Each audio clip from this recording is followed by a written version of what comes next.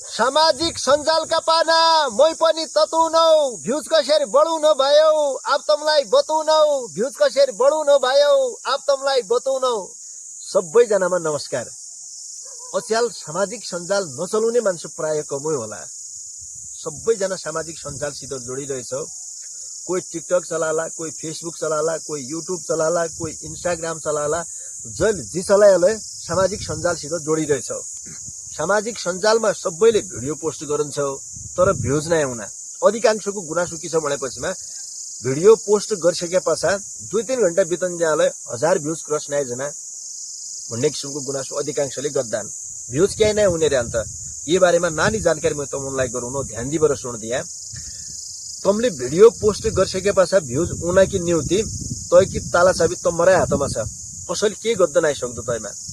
तमले Facebook, TikTok, YouTube चलाउने बेला तमरो मोबाइलमा जो भिडियो हुनान तन भिडियोलाई तमले फुलवास नगरबर क्यार दिया ट्यागको तैलाई रणाइ दिया मथि घुस दिया नहेरे घुस दिया भनेपछिमा तैले हाम्रो आइडीमा चाहिँ के गरन्छ समस्या गरन्छ।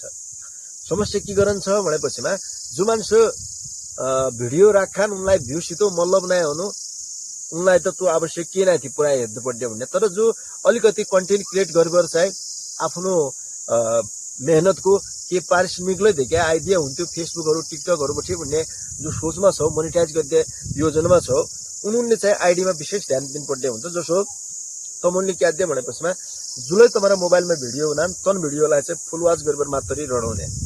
बरु दिनमा कम भिडियो हेर धेरै हेर्नु पर्छ भन्ने के नै थिए।